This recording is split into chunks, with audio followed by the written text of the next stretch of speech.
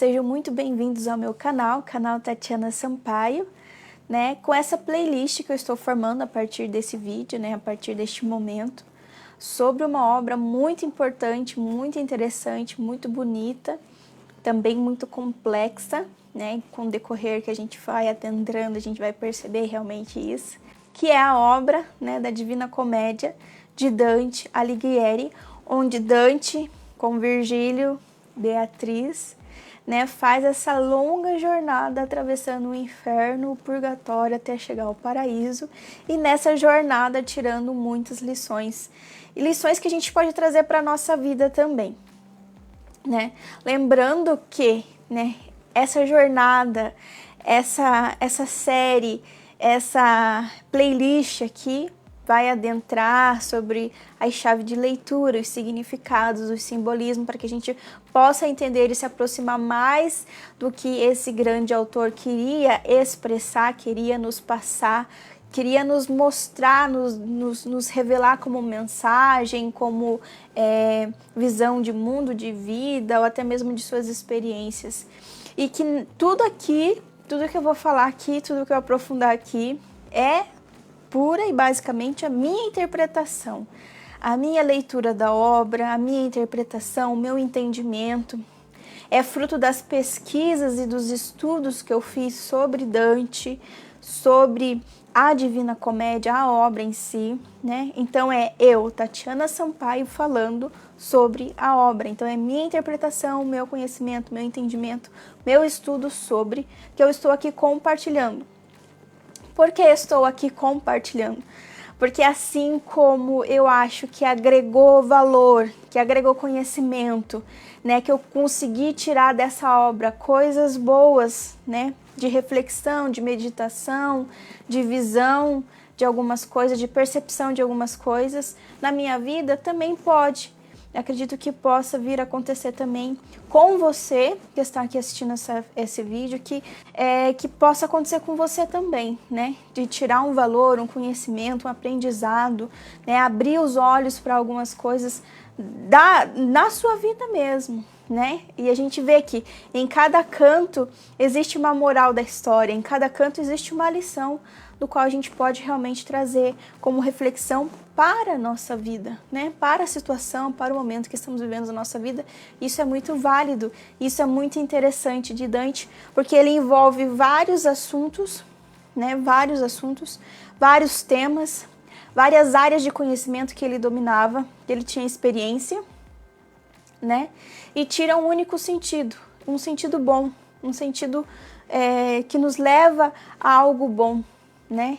E isso é maravilhoso, por isso que a obra é maravilhosa, é linda, né? Muito boa, mas ela é um pouco complexa, porque realmente você tem que olhar para a obra, ler a obra e procurar nas entrelinhas, entender os simbolismos, os significados, a chave de leitura, para que a gente possa entender realmente o que ele, Dante Alighieri, está tentando expressar aqui.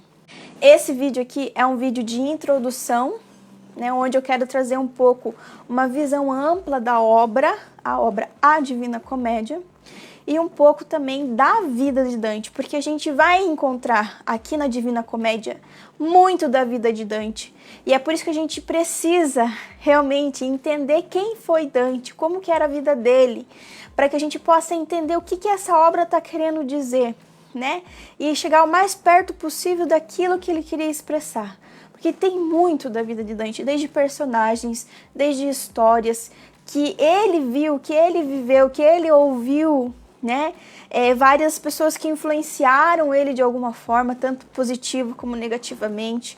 A gente vai ver histórias de amor aqui, né? Que são muito parecidas com um pouco da vida de Dante. Então, é bem interessante. Alguns personagens, algumas histórias, até a geografia, né? Não vou dizer que é exatamente, né?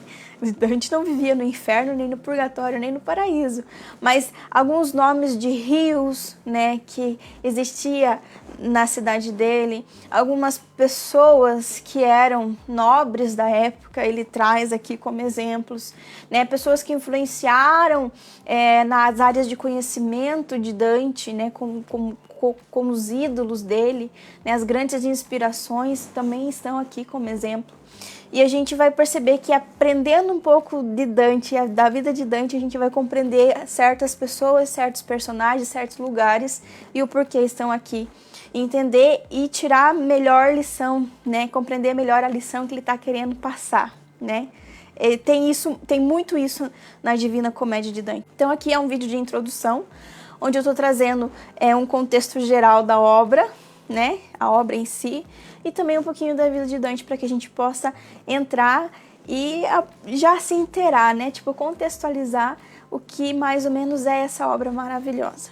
Muitas coisas que eu pesquisei foram de estudiosos, né? Estudiosos da obra, né?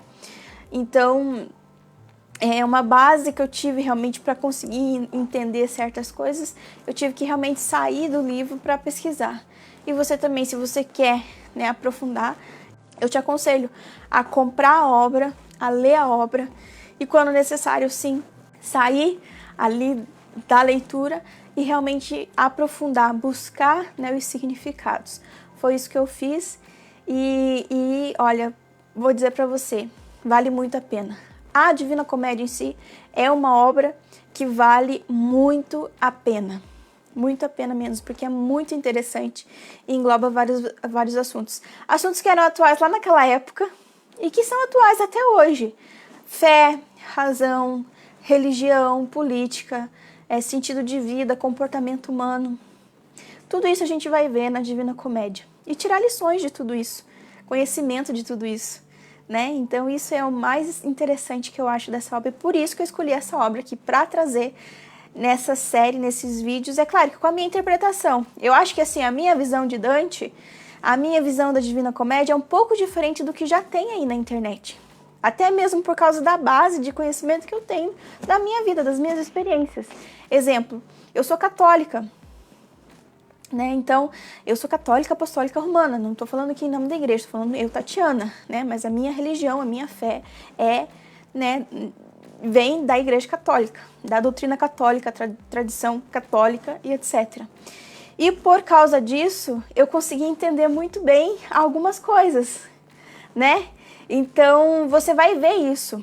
A base do cenário, dos ambientes, a base das histórias ali, né? Você vai encontrar muito de teologia católica, você vai encontrar muito de filosofia, você vai encontrar muito de mitologia grega. Então, se você tem um pouco de conhecimento, né, teve acesso a esses assuntos já, conhece essa área de conhecimento, tanto de teologia católica, quanto de filosofia, quanto de mitologia grega, então para você entender a obra vai ficar muito mais fácil, porque tem várias referências de várias coisas e de várias áreas de conhecimento, e a maioria das áreas de conhecimento que Dante traz ali como referência é a teologia católica, é a filosofia e a mitologia grega.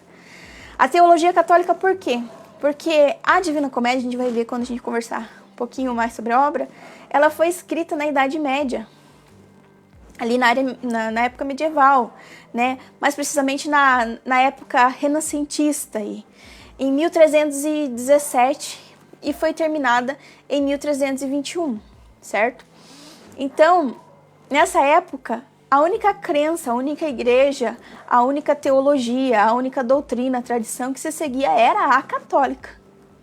Então, a base de Dante é católica, porque até mesmo porque só existia a teologia, a base, né, de religião católica. Era católica, nós estamos falando de 1317.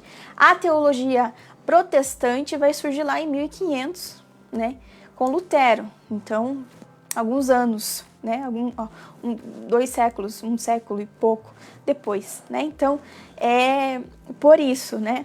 Filosofia também, a gente vai ver vários sábios, né? E acho que essa inspiração de sentido de vida, de ética, de moral, né, aqui na obra, vem da filosofia. A política, né? Vem da filosofia. E a mitologia grega, o que é a mitologia grega?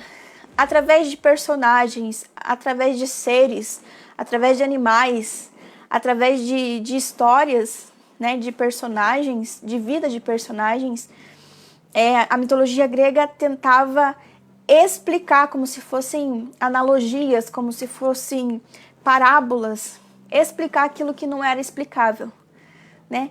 Então, e sempre tirando de tudo uma lição, né? Uma moral da história.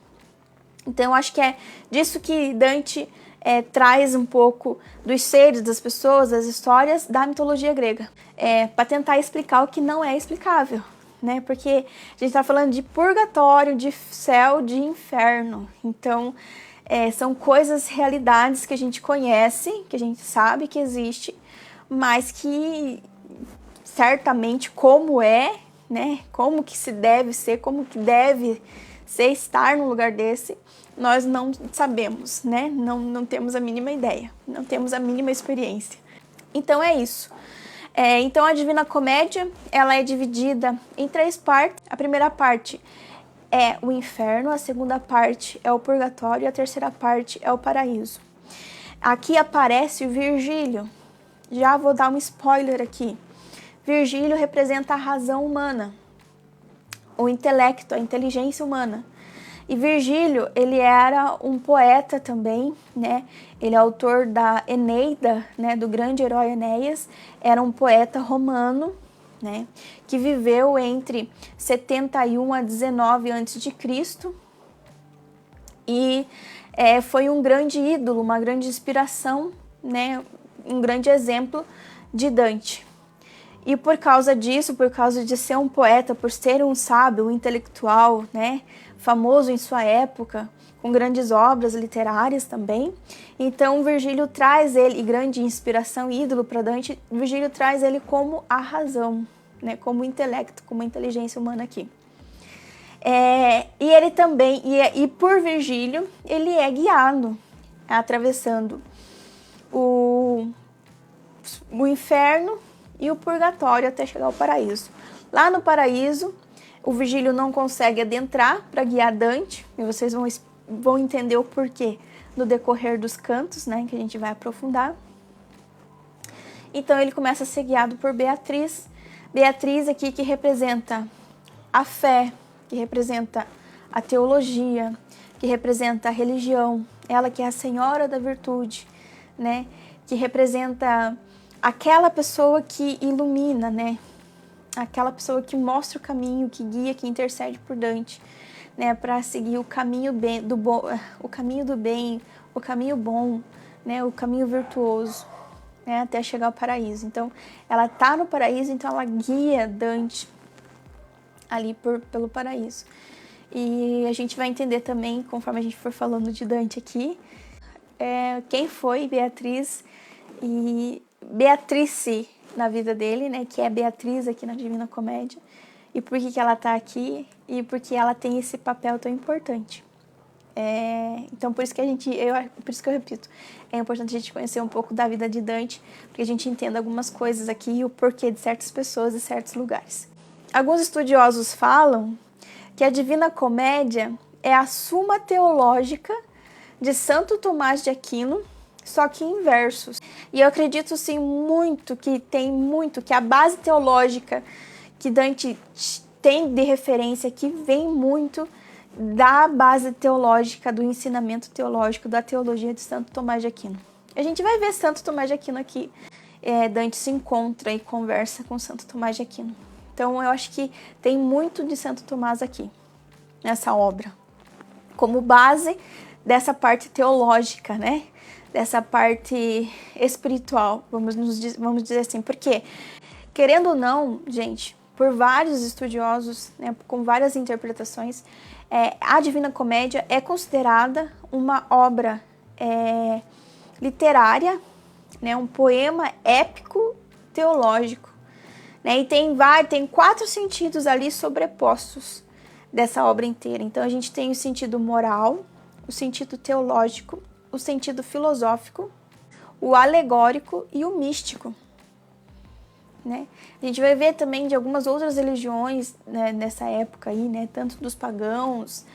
Tem uma teoria sobre uma tal de filosofia islâmica referente à composição dos astros, dos círculos que aparecem aqui, mas isso daí eu não aprofundei, eu não conheço, não posso dizer que não, mas de teologia católica eu vejo muita referência aqui, muita referência, também sobre virtudes, né? Então, a obra em si, o nome da obra, né?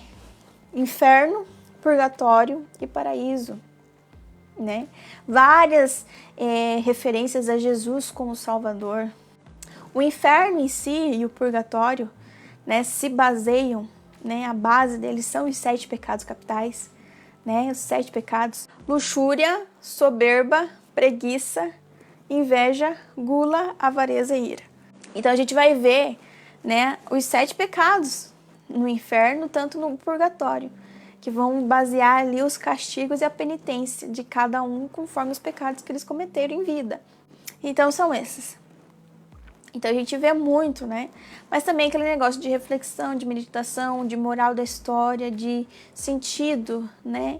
Que vem ali da filosofia, a ética, a moral, né? As reflexões, as críticas ali sobre os comportamentos humanos, sobre a forma de viver a vida, tanto politicamente falando também, né? Então, a gente vê muito disso. Filosofia, teologia, mitologia grega, política, ética, moral, comportamento humano, sentimentos, a vida de Dante, tudo isso está aqui na Divina Comédia. A gente pode tirar de tudo isso um sentido, uma reflexão, uma lição para a nossa vida mesmo, né? Então, é muito válido e é muito interessante como Dante, né, fez essa obra, como ela é tão perfeita, tão ampla, tão completa, apesar de complexa, e o que a torna assim tão interessante, né?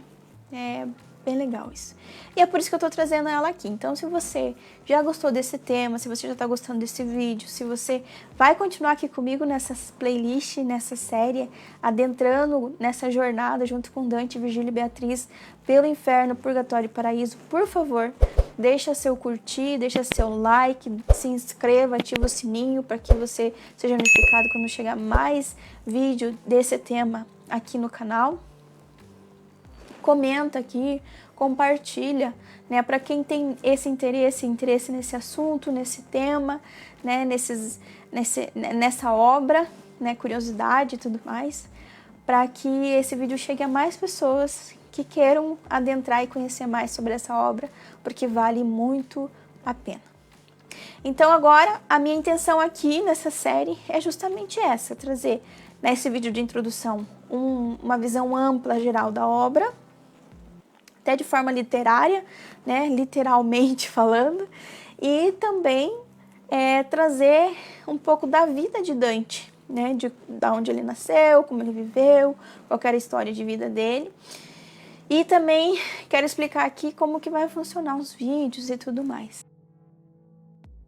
A minha intenção após esse vídeo de introdução da obra é começar propriamente com os cantos, né, trazer ali a chave de leitura, o significado dos símbolos, dos significados de cada personagem, de cada ambiente, os seus simbolismos, né, ali aquilo que está por entre as linhas, né, para que a gente tenha tipo um contexto geral daquilo que o canto está querendo dizer, para que quando vocês tiverem acesso à leitura, quando nós formos ler, né, a gente já tem aquela chave de leitura para melhor compreensão, né, e para melhor desfrutar da obra, vamos dizer assim, né, porque realmente é necessário.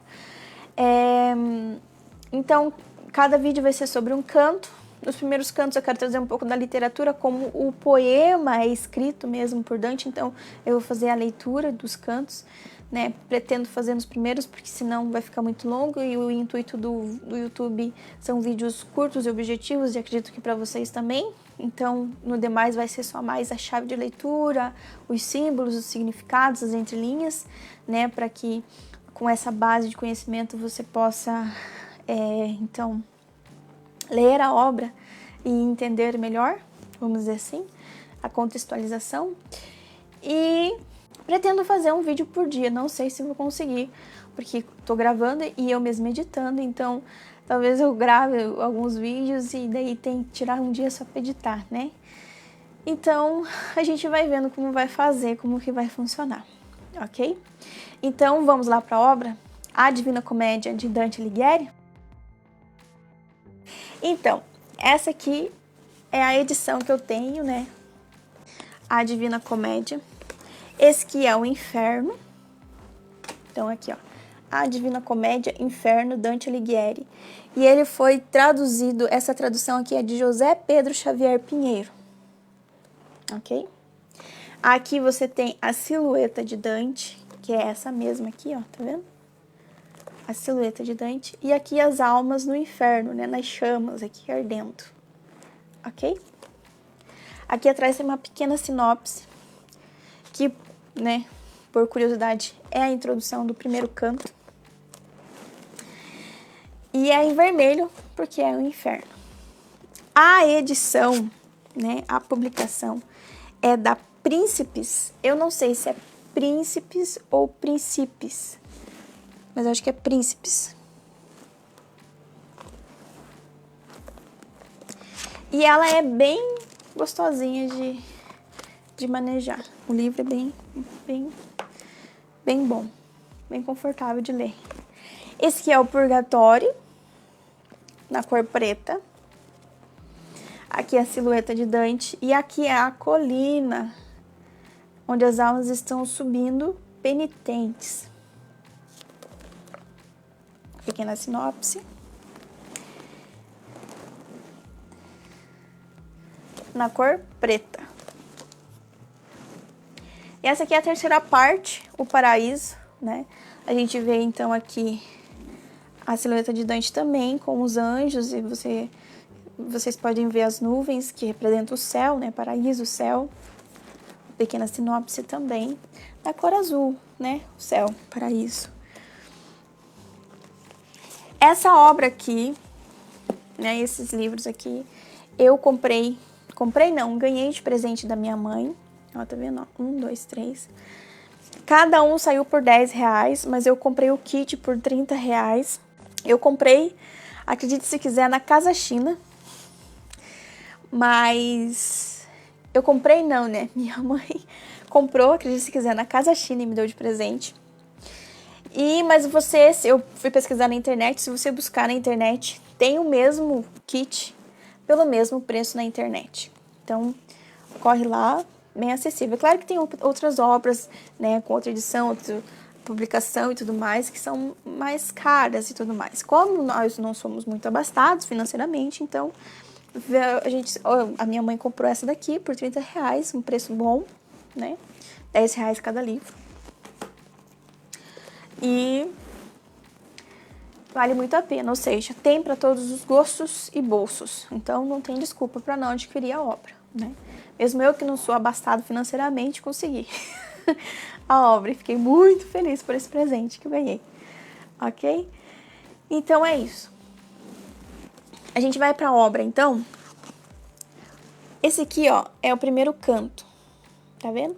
Tem uma pequena introdução e ali o poema escrito. O poema, né, escrito, ou o canto, ele está estruturado, escrito em tercetos, ou seja, estrofes de 3 versos, ou seja, que rimam, né? Então, existem 3 gêneros literários, né? 3 categorias de gênero literário. Existe o épico narrativo, que conta com uma história, com personagens, com narrador. E a gente entra então aí com ou o romance ou a novela como exemplo, né? Existe então o gênero literário lírico, que ele é mais uma linguagem poética, que tem então essa intenção de expressar sentimentos e emoções. E aqui então nós temos como exemplo desse gênero o lírico ou a ode, né? Então é bem interessante. E nós temos também o gênero literário dramático, que também tem um narrador que conta com histórias, com personagens, que contam histórias, né, suas histórias em diálogos ou monólogos. E aqui nós temos como exemplo tanto a comédia como a tragédia, né? Então, esse gênero dramático tem realmente, por característica, ele é próprio para ser representado, né? Para ser apresentado, representado. A Divina Comédia é uma obra considerada um poema épico, né? Tem características épicas e teológicas. Mas eu acho que não tem esse nome por acaso, a Divina Comédia, né? Porque a gente vê como definição, como significado de comédia, realmente esse gênero que traz de uma forma cômica ou não, né, uma crítica, uma sátira, uma reflexão sobre determinados costumes, determinadas pessoas, sociedade, comportamentos. Então eu acho que tem realmente esse nome, né? Porque traz realmente esses traços de comédia, né? Tanto é que, ou seja, com humor, né? No sentido cômico, trazer uma reflexão, uma crítica, uma sátira da sociedade da época, da vida da época, dos costumes da época, dos comportamentos da época, né? E tudo mais. Claro que tirando de tudo isso, né? Uma lição, um sentido, uma moral de cada história. A Divina Comédia, segundo a pesquisa que eu fiz, existe outras fontes ali que ela começou a ser escrita em 1304, né? Mas a pesquisa que eu fiz diz que ela começou a ser escrita em 1317 e foi terminada em 1321. Até porque 1321 foi o ano em que Dante morreu vítima de malária. Então, eu acho que ele terminou de escrever a terceira parte e ele acabou falecendo porque, segundo também os estudiosos, ele não conseguiu nem publicar a terceira parte e ele acabou falecendo. Então, a primeira parte foi escrita em 1317, a segunda parte em 1319 e a terceira parte é escrita, né, em 1321 por Dante Alighieri. Inicialmente, Dante nomeou essa obra como comédia apenas. Aí depois, Boccaccio, né, também um poeta que foi uma pessoa que aprofundou aí nessa obra, então ele acrescentou o Divina, né, então ficou conhecida como a Divina Comédia. E que cai muito bem para essa obra, né? Porque tem tudo de divino, né? Referente a esse sentido teológico e os nomes também, né? Que nem paraíso, etc. E muitas coisas que a gente vai ver aqui sobre realmente, né? Nesse assunto mais espiritual, né?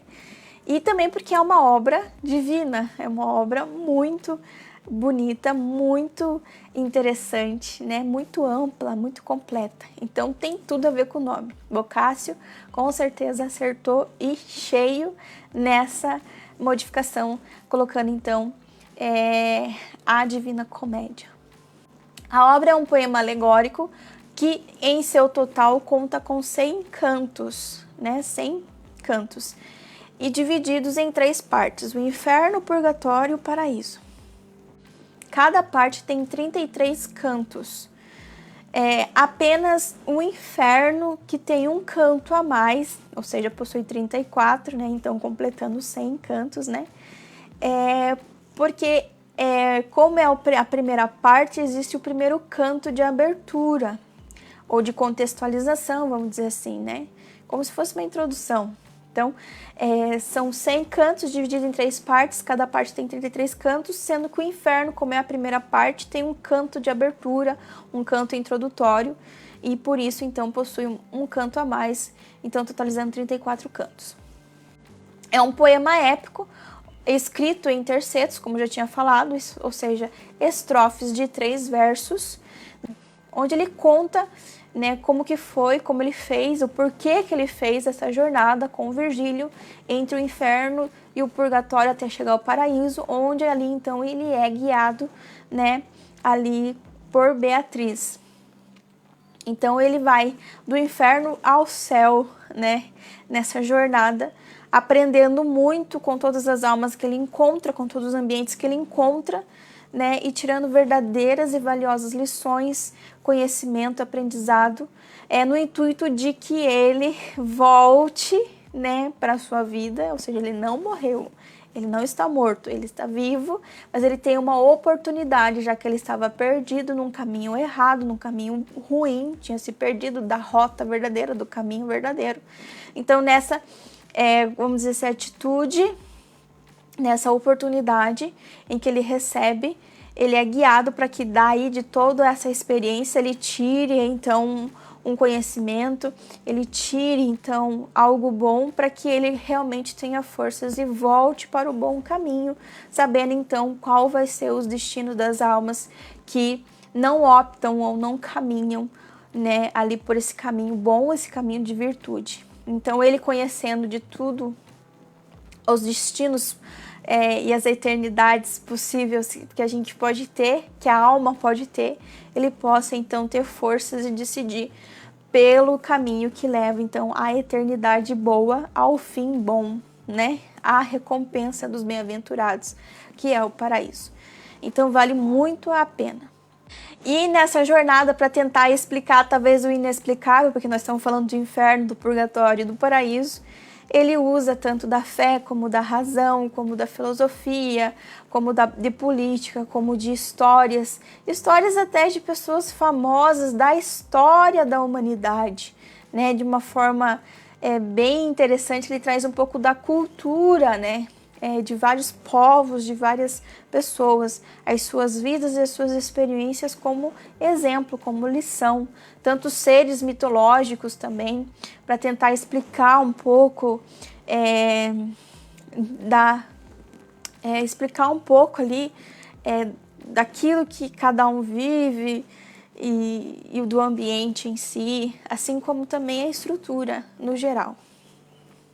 Agora a gente vai falar um pouco sobre a estrutura do inferno, do purgatório e do paraíso. O inferno, ele é uma cratera. Por que ele é uma cratera? A gente sabe, né, na teologia, na Bíblia Sagrada, que houve uma grande batalha no céu, onde Miguel e seus anjos batalharam e venceram Lúcifer e uma terça parte dos anjos, que aderiram às ideias de Lúcifer. A gente sabe que não foi uma batalha de material, mas uma batalha de ideias, né, de argumentos ali. Então Lúcifer foi vencido e foi expulso do céu com uma terça parte dos anjos que também ficaram a favor de Lúcifer.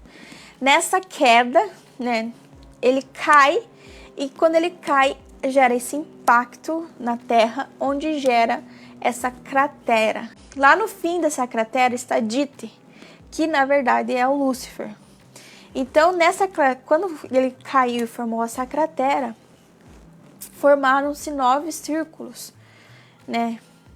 E seus subcírculos. Cada círculo é destinado ao castigo, ao sofrimento, né? Em consequência de um pecado cometido e não arrependido. Ou seja, a pessoa cometeu o pecado e não se arrependeu. Em um desses círculos, então, dependendo do pecado que ela cometeu e não se arrependeu, ela é destinada e ali ela paga pelo seu pecado, por não ter se arrependido, né? Pela escolha ruim, eternamente. A gente vai ver aqui no inferno que é um lugar sem esperança, né? Não tem esperança de nada de bom. Ali acabou-se a esperança. Então a pessoa vai sofrer, vamos dizer assim, que sofrer eternamente pelo pecado que ela cometeu, né? Então se a pessoa comeu demais, ela vai sofrer ali com uma fera, né? Dilacerando ela. E assim por diante, mas isso aqui é spoiler, tá? Então a gente vai ver tudo isso no decorrer do inferno. Não vou adentrar aqui nos círculos, a ordem, papapá, porque isso a gente vai adentrar e a gente vai conhecer conforme a gente vai adentrando em cada canto, porque Virgílio explica tudo isso para Dante. E assim, consequentemente, a gente vai compreender, ok? Todos os círculos, então, cada círculo é baseado num sofrimento, num castigo para um pecado, e esse pecado se refere aos 7 pecados capitais, como eu já tinha dito. Mas por que são 9 círculos e não 7? A gente vai ver no decorrer também de cada canto, e Virgílio vai explicando para Dante, e a gente então vai ficar sabendo. Aí quando ele passa lá pelo último grau do inferno, o último círculo, eles encontram uma porta lá, E por essa porta eles são lançados numa queda livre até o monte. Vamos dizer assim que nesse impacto que gerou essa cratera, esse buraco leva até o fundo da terra, até o meio da terra, até o centro da terra. Lá no centro da terra, então tem uma porta onde eles são lançados em queda livre lá para o outro lado da terra. Então, no caso, eu estou indo no Brasil. O outro lado da terra é o Japão. Então, como se eu fosse, se eu caísse nesse buraco eu achasse uma porta que caísse para outra queda livre, para outro buraco, até chegar do outro lado, ou seja, o Japão lá, vamos dizer assim, né, lá do outro lado. E lá desse outro lado da terra, desse outro lado do mundo, então, tem uma colina, que é formado justamente por causa desse impacto, né? Então, bateu aqui e fez aquela violência com o impacto, que fez o buraco aqui e acabou sobressaindo lá, né? Que formou uma colina. E essa colina, então, é o purgatório, onde as almas que estão salvas, porque se arrependeram, mas não foram totalmente purificados de certos pecados, ou seja, tem algumas coisinhas ali que eles ainda precisam trabalhar, que eles ainda precisam se purificar, eles são destinados, estão salvos, né? Se arrependeram, conheceram e aceitaram Deus, seguiam Deus, tinham a fé e tudo mais, mas ainda existe alguma coisa que eles precisam purificar. E para que eles se purifiquem, então, de acordo com cada pecado, eles vivem uma penitência. Não é um sofrimento, não é um castigo, é uma penitência. As pessoas, as almas, têm esperança de salvação, têm esperança de adentrar o paraíso, que é no fim dessa colina, né? Mas elas não sabem quando, porque elas não sabem quanto tempo ainda elas vão precisar ali se purificar ou pagar aquela penitência para que ela seja totalmente limpa, livre de todo o pecado e consiga então adentrar no céu, aquele negócio, né, que vem da fé. No céu só entra quem é santo, santo, santo, assim como Deus é santo, santo, santo. Só pode ver a Deus quem é santo, assim como ele é santo, né? Conselho de Jesus, sede santo como o vosso Pai do céu é santo, porque só vai permanecer na presença dele, que é o reino bem-aventurado, glorioso do céu, quem for santo, ou seja, totalmente purificado, sem maldade, sem mancha, sem pecado nenhum.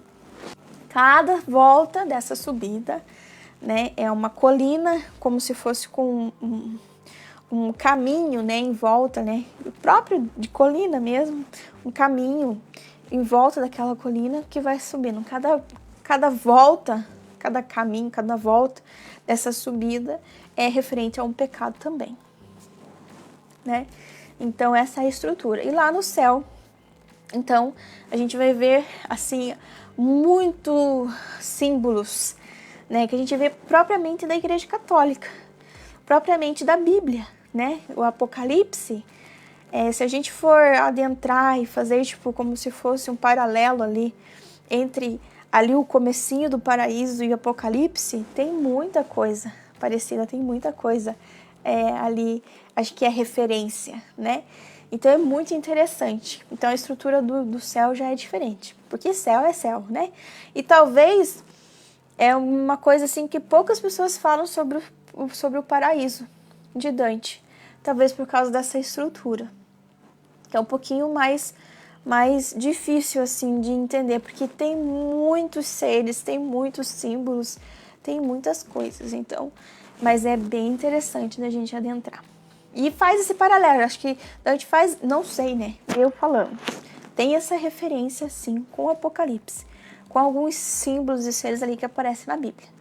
Eu acho muito interessante isso no paraíso, ok? Então essa é a obra de Dante. Tô tentando fazer o mais resumidamente possível, mas, né, são muitos detalhes, são muitas coisas, e com o decorrer a gente vai percebendo que a gente precisa adentrar, ok? Então vamos um pouquinho para a vida de Dante.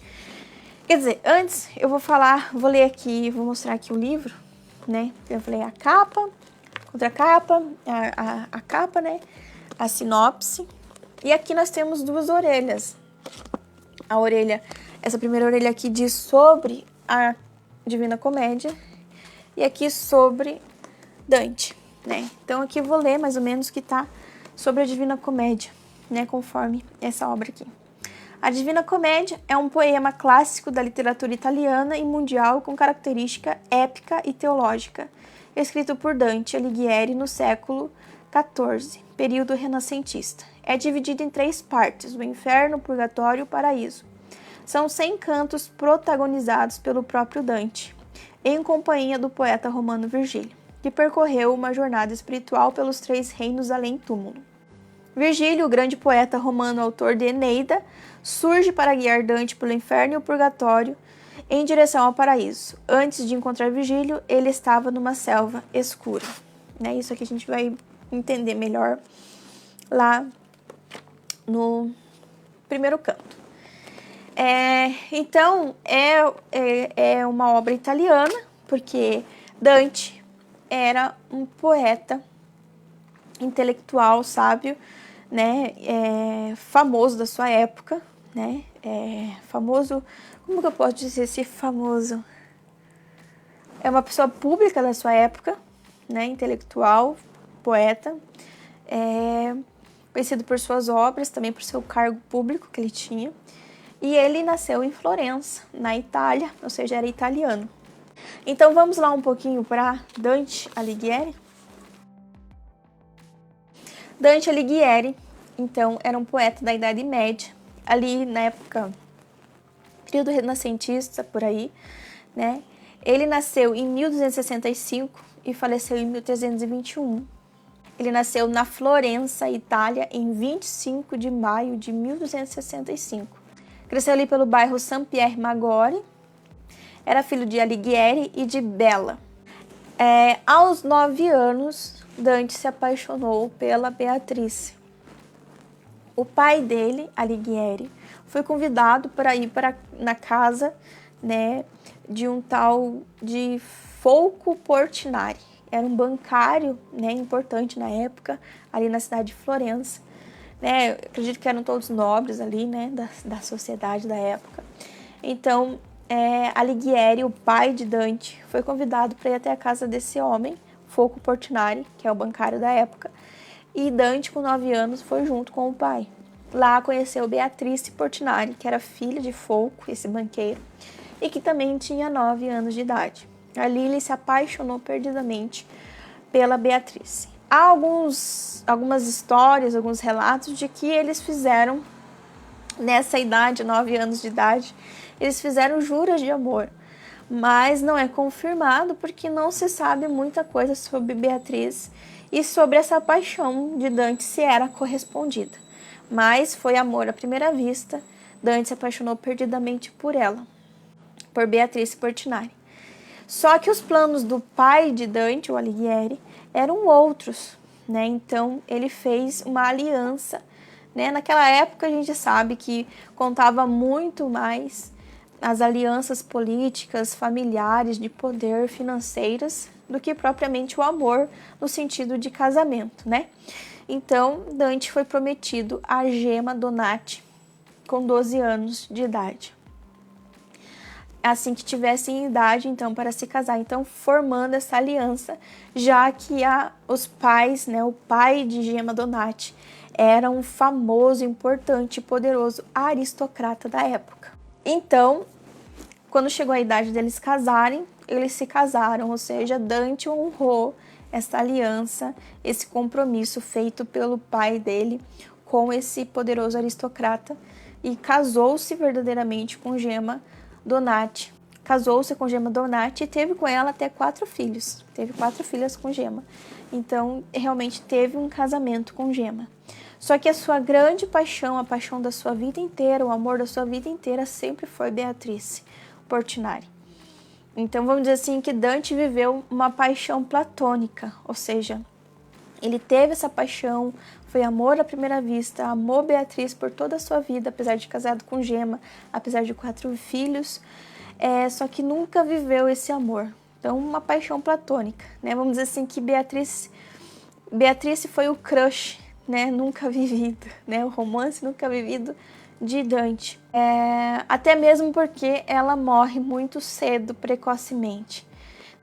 Há informações de que a Beatriz casou com outro rapaz, né? Casou-se com Simon de Bardi, ou Simon de Bardi, né? A gente sabe disso por causa de uma carta do seu pai, que foi que doou um bem, uma posse para ela, e nessa carta está o nome dela e do seu esposo, ou seja, com quem ela era casada. Só que ela faleceu com apenas 24 anos de idade, 24, 25 anos de idade. Ela faleceu. Não se sabe se foi por motivo de doença ou se for no parto, né? Já que nessa época aí, esse Simon tinha registro de 2 filhos, pelo menos, que a gente não sabe se é dela ou não.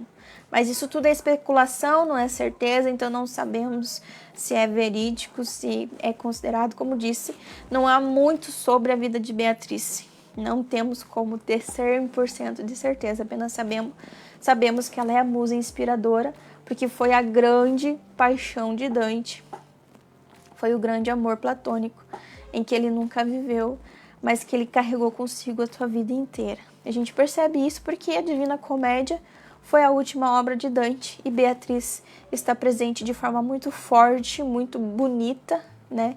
Até como se fosse uma homenagem aqui, né? Na Divina Comédia. Uma coisa interessante de se falar aqui é que em toda a sua obra não se viu nenhuma referência a Gemma Donati, apenas a Beatriz. Nem a Gemma, nem aos 4 filhos dele. Não se vê nada escrito, nenhuma referência, nenhuma menção a Gemma nem seus 4 filhos. Apenas a gente vê, né, a Beatriz. Então é bem interessante isso também da vida de Dante.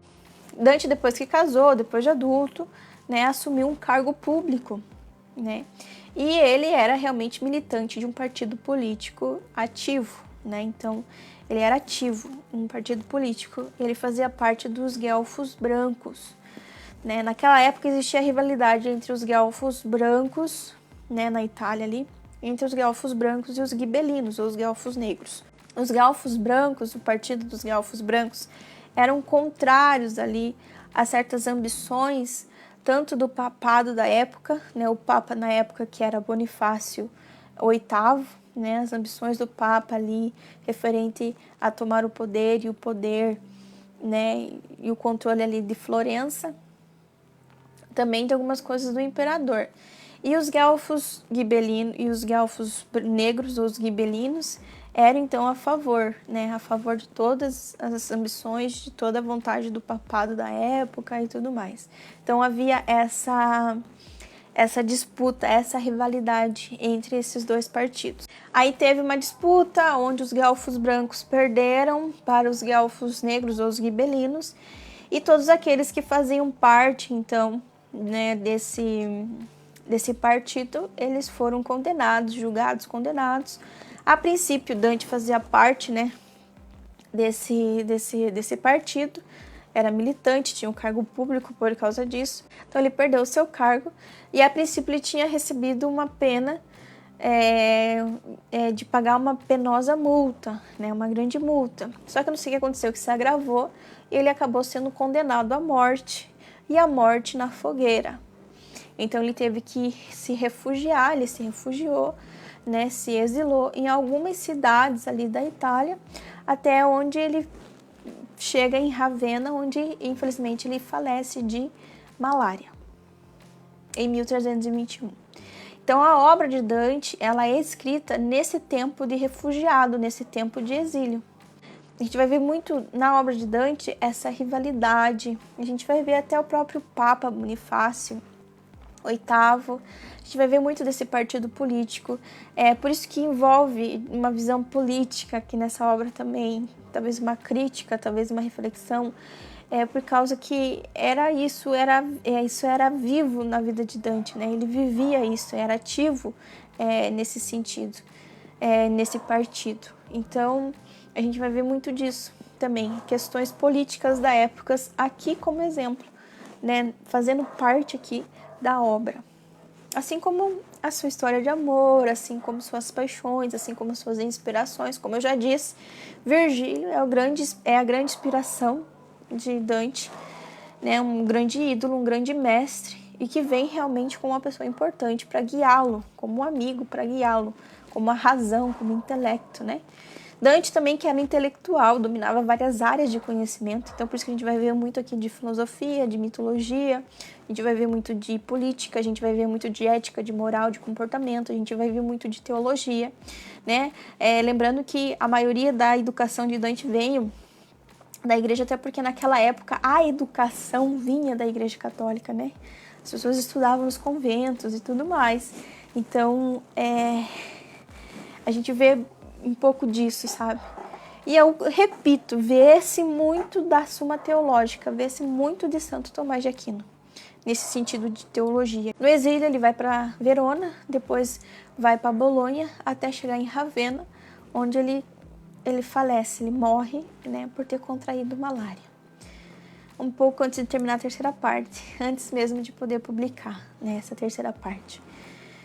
Então, posteriormente, né, com todo o sucesso, né, da obra, né, então Boccaccio vai e batiza a obra com esse nome, que é totalmente bom e devido a essa obra, que se chamava primeiramente como Comédia, e a partir ali, então, de Boccaccio, grande estudioso, né, que se aprofundou nessa obra, passou a se chamar A Divina Comédia, e que tem tudo a ver, ok? Essa é a obra de Dante e um pouquinho da vida de Dante, ok? Eu vou ler aqui na última orelha, né? A primeira orelha é sobre a obra, a última orelha aqui, a segunda orelha, é sobre Dante. Vamos ver, eu vou ler aqui o que está descrito aqui sobre Dante, né?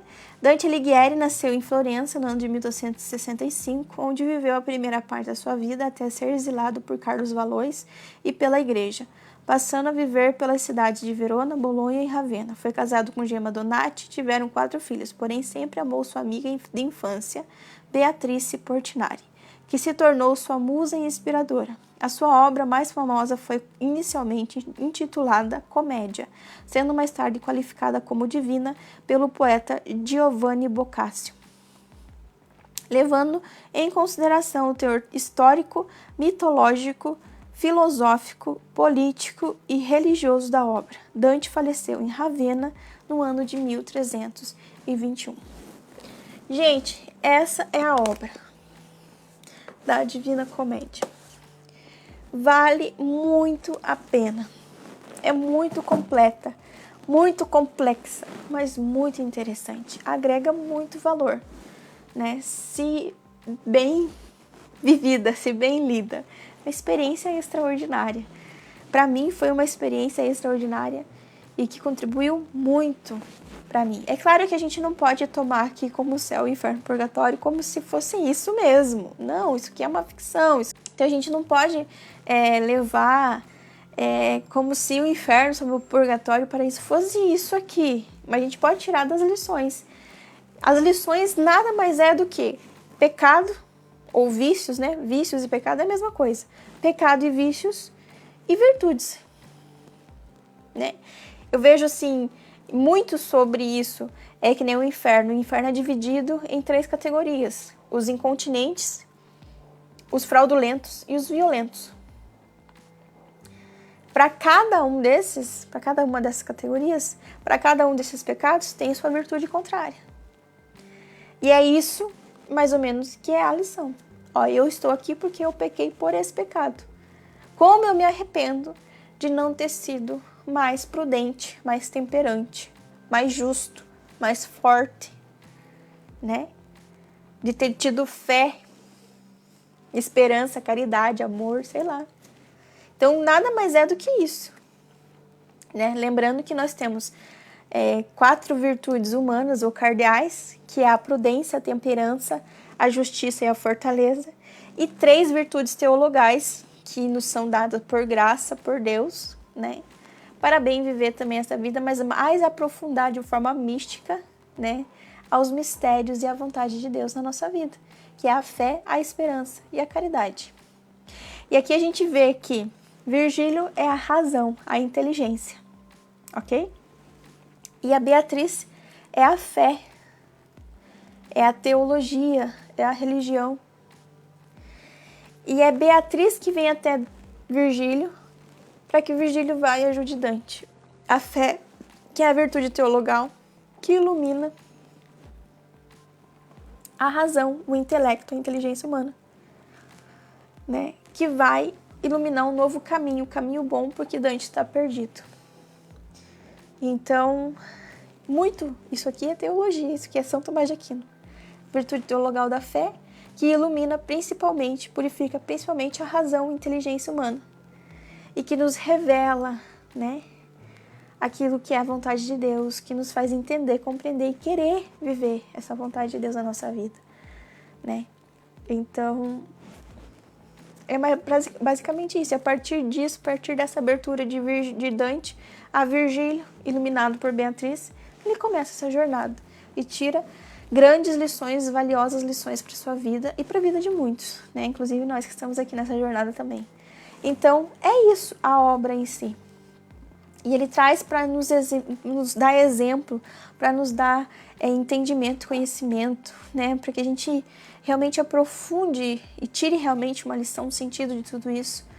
Ele dá exemplos da sua vida, das suas experiências, das suas inspirações, dos seus conhecimentos, das áreas que ele dominava, né? Tudo aqui para realmente nos mostrar, né? Nos fazer entender aquilo que ele está querendo expressar, né?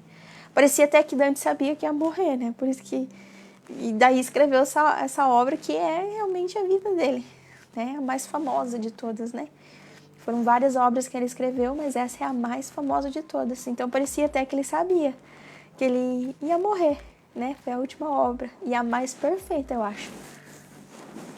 A mais completa, a mais perfeita. Gente, eu espero que vocês tenham gostado desse tema, que você esteja gostando dessa playlist, dessa série, de todo esse conteúdo que eu estou tentando trazer aqui. Lembro mais uma vez que é base da minha interpretação, é eu compartilhando aquilo que eu li, aquilo que eu interpretei, aquilo que eu pesquisei, aquilo que eu entendi e que me agregou muito valor, muito conhecimento, muito aprendizado e que eu estou passando aqui para vocês.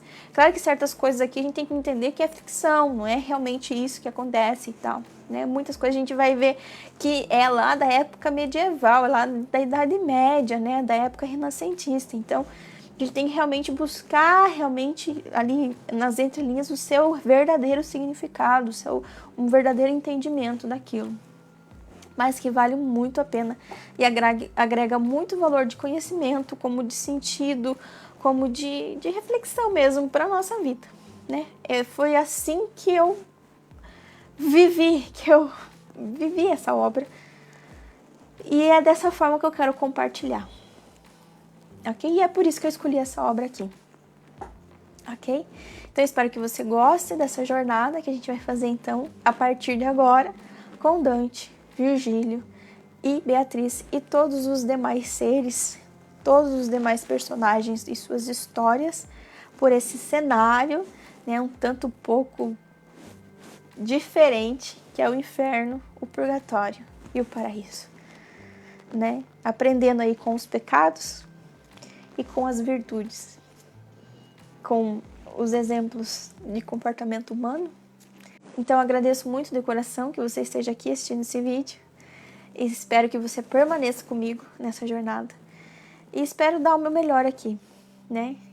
Lembrando que se você gostou, curta, se inscreva, ative o sininho, comenta, compartilhe, dá essa força aqui pro canal, ok?